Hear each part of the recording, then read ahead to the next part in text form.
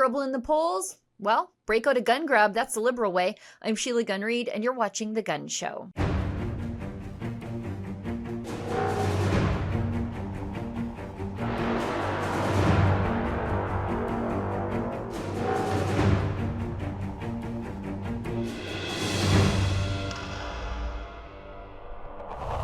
In 2022-23, our government passed legislation to freeze the market for handguns in Canada, banning the sale, transfer, and importation of handguns into the country. Just recently, in December 2024, we went further, banning some of the additional assault-style weapons that remained in the Canadian market.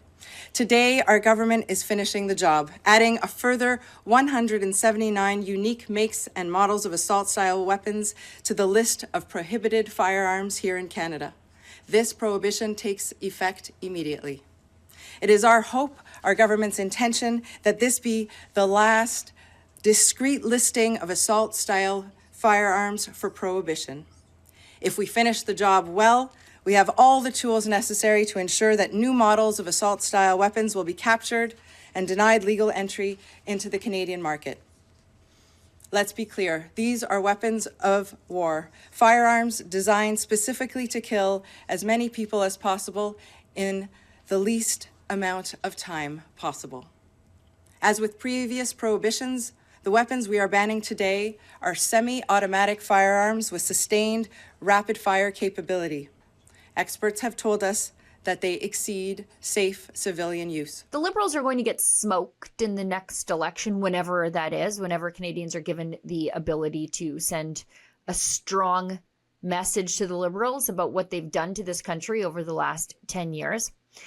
But every time the Liberals are having trouble in the polls, they do what's easiest, and I think probably a little bit effective in some of the larger municipalities in this country. They are scapegoating Canadian gun owners again with a last-minute gun grab. And I thought, who better to break this down for us than our friend Tracey Wilson from the CCFR, the Canadian Coalition for Firearms Rights. I haven't spoken to my friend Tracey on air in a long time, and that is to my great regret and shame, because I know you guys enjoy her just as much as I do. Here's my interview with Tracey I recorded earlier today. Take a listen. So joining me now is my friend and good friend of all freedom fighters, Tracey Wilson from the Canadian Coalition for Firearms Rights. Tracey, thanks for coming on the show. I wanted to have you on because, as is always the case, when the Liberals see their polling results and they suck, they launch an attack on their easy scapegoats, and that's firearms owners in this country. Why? Because they're the most law-abiding people in this country. So it's easier to deal with them than it is to deal with crime. Tell us about the latest gun grab, because it really was the last death rattle of a dying government.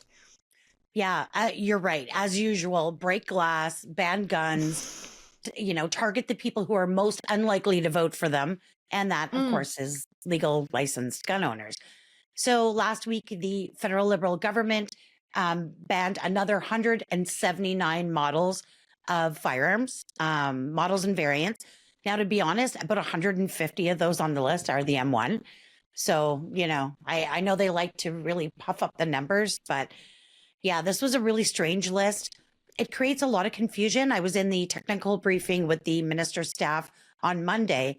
And of course, there's an amnesty that protects gun owners. Now, we've had 3 different gun bans. We had the big one in May of 2020. We had 324 firearms, I think, added to that one back in December of 2024. And then this one on March 7th. So now there's 2 different amnesties. Those first 2 gun bans are protected by an amnesty until the end of October of this year, 2025. But these new firearms that were just banned on March 7th are protected by an amnesty until March 1st, 2026. So, just to keep things totally simple for gun owners, now you've got to check which list your banned guns are on to know how long the amnesty protects you. And at the end of the day, I think you and I both know they're never actually going to get this stuff done. So, yeah, just more political posturing at the expense of public safety the day after their announcement We had a mass shooting in Scarborough where 12 people were injured. Thankfully, nobody died, but yeah, just another result of liberal public safety policy. Yeah, and that's the thing. They're not ever addressed. Like, these are expensive, sweeping gun bans if they ever Yes. get around to taking them from Canadian firearms owners. And you can tell by the timeline, they don't ever think they're going to have to, because No. I think they know they're not getting reelected. It's just how bad the blowout is going to be for the Liberals. But they never actually do anything to deal with the crime, to deal Right. with the border, to deal with the gangs and the fentanyl and the drug trafficking and the sex trafficking. They never actually deal with that stuff. They just take the path of least resistance and think that this is going to appease the urban voters that they want to remain within the Liberal fold in places like Toronto, Montreal, and Vancouver. Well, I'd even go a step further and say not only do they not do anything to solve the real crisis in public safety, in fact, they use it. And I know if I would have said that a couple of years ago, people would have said I was a conspiracy theorist. But it's bearing out for everyone to see. You know, you look back to the Nova Scotia shooting, right? A crime committed by a madman with illegal smuggled guns. And that was what they used to catapult into these gun bans. It's got nothing to do with licensed gun owners, hunters, sports shooters, ranchers. It's got nothing to do with us, but they use that violence. So when people say to me, why do you think they're not actually tackling the tough issues to stop the smuggled guns coming into the country and fueling gangs? And unfortunately, I have to say, I think they're using it. They use it to support their crazy policies. And, you know, law enforcement agrees with me. They agree that the Liberals have not done enough. And in fact, they've damaged public safety with bills like C5 and C75 that lowered the sentences for some violent repeat offenders committing some really serious crimes with guns. So yeah, it's crazy town here in Ottawa. Now, Ottawa is crazy, but it is more sane out here in the West, particularly in Alberta and Saskatchewan, who had their own responses to Justin Trudeau's escalating gun bans. It started at the very beginning when they said, actually, we're going to appoint our own chief firearms officers, people who actually know something about the firearms owning culture out here. And then both provinces have said, we're not going to direct our RCMP resources in the middle of a public safety crime crisis to go door to door to round up guns on behalf of Justin Trudeau. And I mean, really, that's what they would have to do, is just get the list of PAL and RPAL holders and then go door to door, because many of these firearms have never been registered because they're moving from non-restricted over to prohibited. And so the only way to deal with that is literally knocking doors. And I think, and our premier thinks, and the premier of Saskatchewan also think, that the cops just have far better things to do. Well, it's really interesting because Alberta and Saskatchewan, they have a whole different level of understanding of freedom.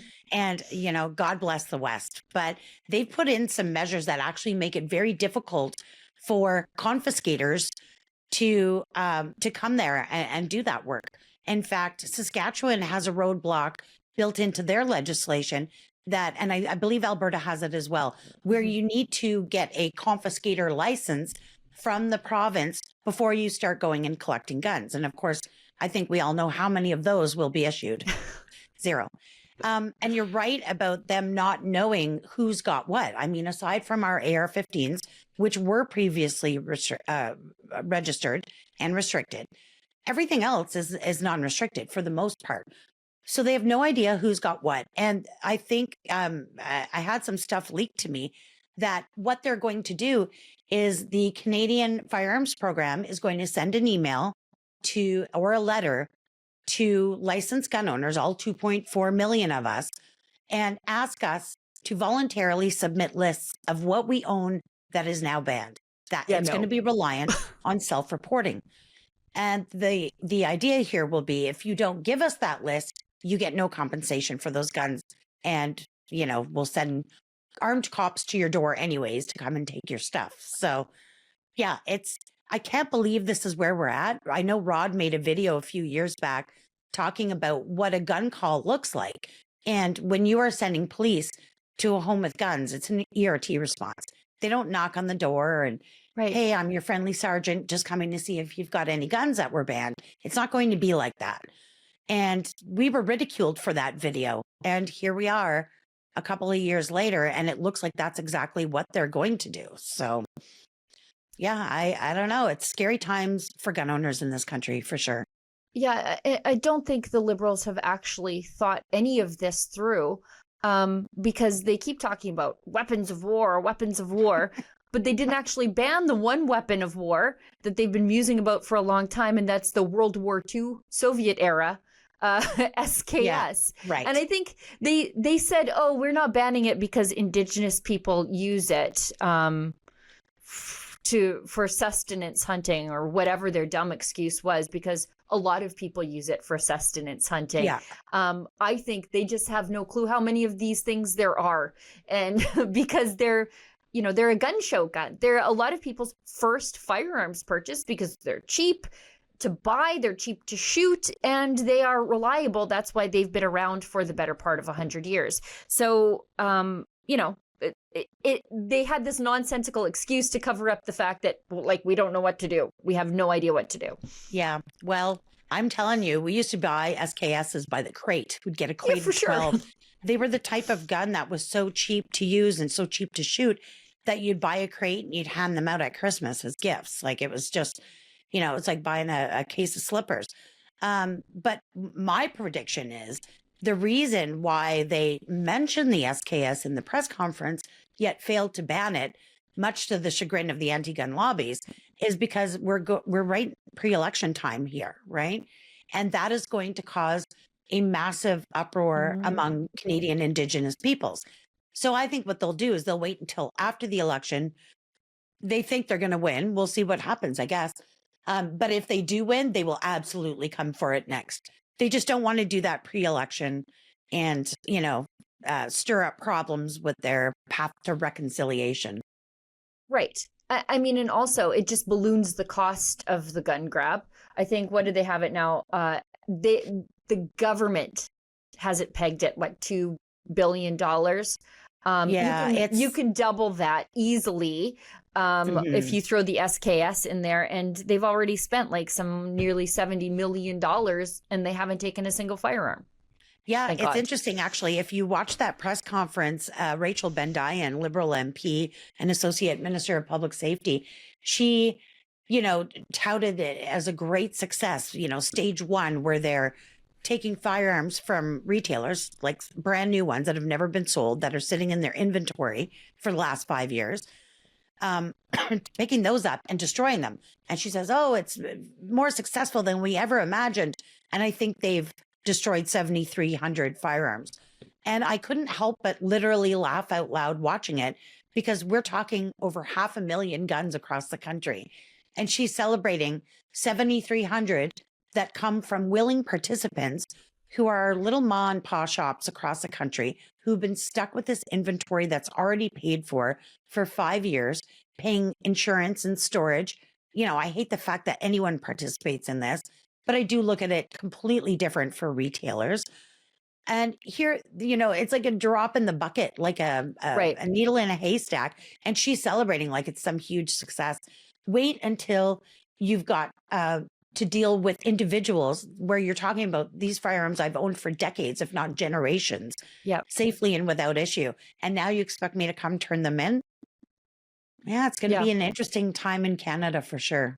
Yeah. I mean, there are people like me who, I have my father and my grandfather's firearms, and I will not be able to pass them along to my children. They are family heirlooms. They're what built the farm that I live on. Like, it's part of my family heritage, these firearms, and I will have to turn them over to the state, and as meaningless just chunks of wood and steel.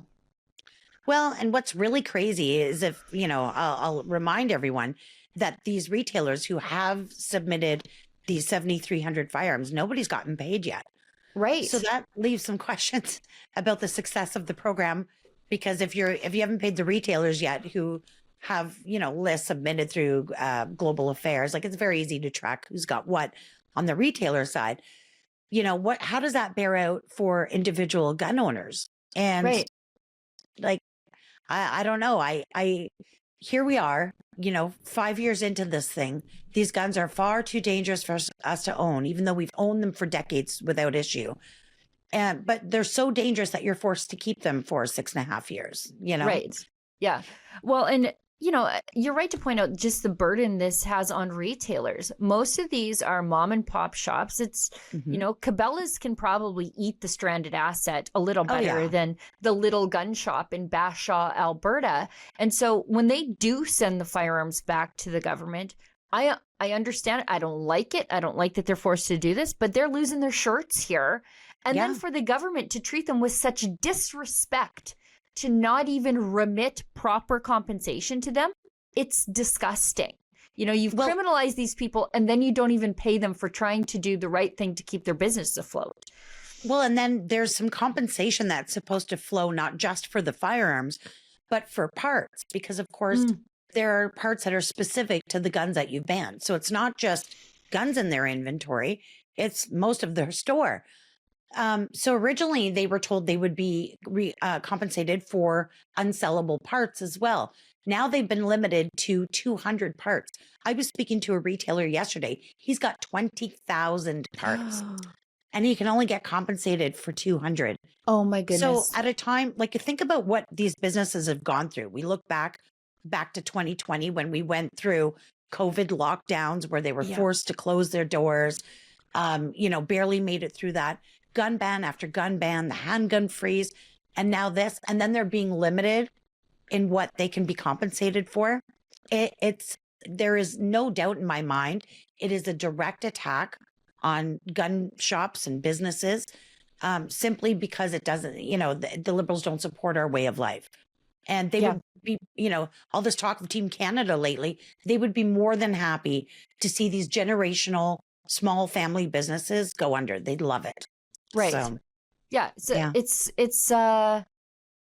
they're cutting off the supply, right? Like Yeah. that's what they're doing. So they're attacking ownership on one side and then the supply on the other side. Now I just want to go on a little side quest here, because Rachel Bendayan, and we'll get to her in a second, she again said, we're not banning the SKS because Indigenous hunters use them. And then the Fur Association of Canada, which is, as Indigenous an industry as you can get in this country, they said, yeah, no thanks. You're still banning the guns we use. Yeah, absolutely. I mean, the SKS isn't the only firearm they use. Right. It's probably the most popular. However, there's a variety of other firearms. They're banning stuff called, ranch rifles, and Yeah. to suggest that these are any sort of assaulty style firearm or whatever term they're using, whatever made up lingo they're using. It's absolutely ridiculous. These firearms, we have to remember, every single gun that's been banned, going all the way back to 2020, all the way forward to now, where they are absolutely banning hunting guns, was previously approved by the technicians in the RCMP firearms lab and deemed appropriate for civilian use for sporting and hunting and collecting. So the only people who are saying it isn't are the Liberals, are politicians in suits with zero experience in this, taking their marching orders from anti-gun lobbyists. Yeah, I mean, they did. They banned the Mini 14 ranch rifle. They also banned a Turkish-made 410, which that's dangerous mostly to robins and perhaps a smaller magpie. Yes. But it looked cool, and so that's really the requirement for prohibition at this point. Yeah, like a lot of the stuff they banned is purely just on looks. You're banning 22 rifles, and anybody with the tiniest amount of knowledge about firearms understands that a little 22. I mean, heck, our kids go and plink tin cans in the back 40 with them. Yeah, to suggest this is a weapon of war. As a military family over here, I'm telling you right now, if you ever sent my daughter into combat with a 5-round semi-automatic rifle, she'd never come home. So, yeah. Now I want to just talk to you real quick about Rachel Bendayan, because she was appointed to her role in December. And immediately I was like, there's a gun ban coming, because she has Yes. been one of the most vicious anti-gun liberals in Parliament in a very long time. Completely upfront about her extremism on this issue, which I think her extremism comes from her ignorance on this issue. But I knew, like, within months there would be a gun ban. I was just waiting for the polls to get bad enough for the Liberals. Yeah, this is a Montreal area MP. So I believe she's got some of those anti-gun lobby groups right in her own riding. Right. And I had some information also leaked to me that there was, I guess, a performance put on for her where they took a few of these firearms from retailers and they put them into the machine that destroys these firearms, like a carburetor for guns, more or less. And she loved it. Apparently, she was squealing with delight, and she wanted to Gross. keep parts of it to put on her wall like a trophy for what she's done to Canadians who dare to be so bold as to go out and get a firearms license. So, yeah, she's a special kind of politician for sure.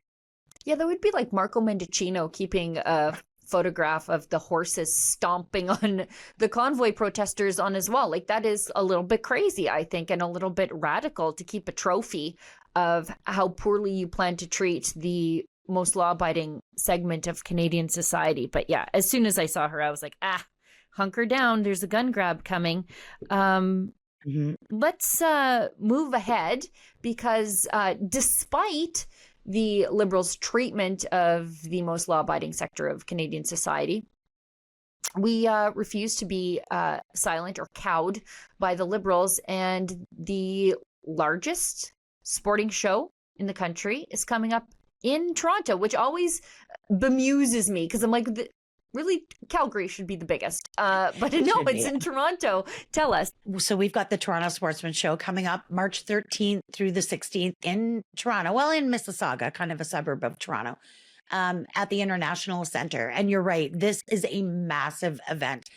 There's always a few protesters outside. I love honking at them as I drive by in full camo. They hate me, of course.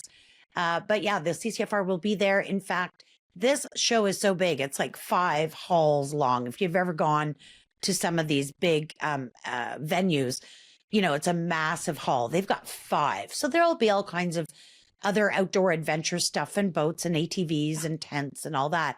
But one of these halls is called the Hunting Hall, and that's where the gun groups will be and all the firearm retailers. And yeah, it's massive. It's sold out as far as exhibitors go. And the CCFR is proud to once again sponsor that hunting hall. So I want to thank all the other exhibitors who are participating. So we'll be there. We've got our booth going all weekend. Rod's flying in from BC. We'll be selling swag. We're going to be doing a draw for a crazy, beautiful 6.5 Creedmoor rifle. And then I got my calendar girls coming on Saturday to put some smiles on faces. So that's always fun, because that supports our women's program. And through that, we fund range days for women who otherwise wouldn't have the opportunity to try guns, and women vote. So there's a method to my madness, and it's all going to bear out this weekend. So come on down. Well, and I think it's great for you to sort of break through that stereotype that women don't own firearms, that we're scared of firearms, that we support these gun grabs, because the Liberals often stand on violence against women to support basically stripping women of their property rights by taking away our firearms and scapegoating us for the things that they've done in Canada's big cities. So I like the fact that you bring out the calendar girls and encourage these range days for women, because I think it is very empowering. And if you are a conservative woman or just a politically agnostic woman in the firearms owning community, bring a Liberal friend, bring your urban Liberal friend to a CCFR range day for women, because it changes them damn near instantly. It does. And I'm telling you, well, full well, I'm on Twitter all the time and I'm fighting with people. And, you can spend all day doing that. But the most effective way to influence somebody's opinions about guns and gun ownership is to take them out to the range. They see the protocols for safety. They see how careful we are. but then they get to shoot the guns and they love it. I have never, in all the years I've been doing this, ever had somebody, especially a woman, walk away and say, I'm never going to do that again. They absolutely love it. So that's the way we break through these people and get lasting change, is we have to change people's perceptions about gun owners. And I'm going to keep doing it one lady at a time. Do you think that anybody's ever taken Rachel Bendiah into the gun range? She'd never go. We should invite her. No, she'd never go. She looks down her nose at people like you and I. So she would never lower herself to come out and, talk to average hardworking Canadians and see what we're all about. She'd never do it. That's right. Yeah. Now, Tracey, you fight for average hardworking Canadians every single day. Yes. I think you are involved in a human rights organization, I would describe it as, not just a firearms rights organization. How do people get involved in the good work that the CCFR does? Because it's not just about advocacy. It's not just about events. You also take the fight to the courts. Yeah, we're actually waiting right now for a decision out of the Federal Appeals Court. I kind of thought we'd have it by now, but I don't know. Maybe taking extra time is a good thing, because it's a very difficult decision to write. So anyways, we're waiting for that decision out of the federal court, but you can find the CCFR and support us at ccfr.ca. We're on every social media platform. We've got a huge YouTube channel. We've got a national TV show on Wild TV. And of course, we've also got the brand new CCFR app, and it's available for iPhone and for the Androids. So just go on where you find your apps and punch in CCFR app. It's free to download, and there's all kinds of good deals and breaking news on there for you. Right. And also one of the best merch stores in the entire country. I've got new shirts. I just wanted to tell you. So I sent the store a note this morning and said, send Sheila one of each of the new shirts. I can't wait, but I have to fight my daughters for them when they come in. Yeah. That's great. Tracey, thanks so much for coming on the show. I know I leave too long in between your visits on the show, and people complain at me, and rightfully so. Oh, good. But I love hanging out with you. Just two girls talking about guns, right? Yeah. But I'm just so grateful for the work that the CCFR does on behalf of families just like mine, who just want to hang on to their hunting heritage and their family heritage, because the Liberals are seeking to destroy that too. So appreciate you so much. We're going to keep at it.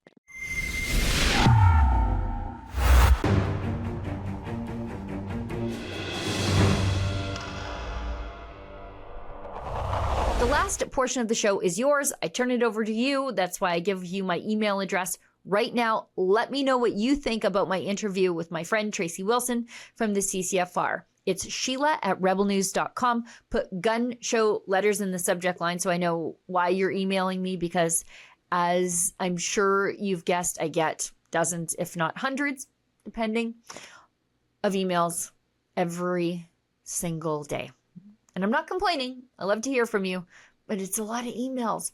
But if you maybe have a friend that you've shared the free version of the show with, or a free clip of the show with, be it on YouTube or on Rumble, encourage them to leave a comment there. I frequently go looking over there for your comments, questions, and who knows, they might just see their comment read on the air, or you might, which might encourage them to become a subscriber to the show.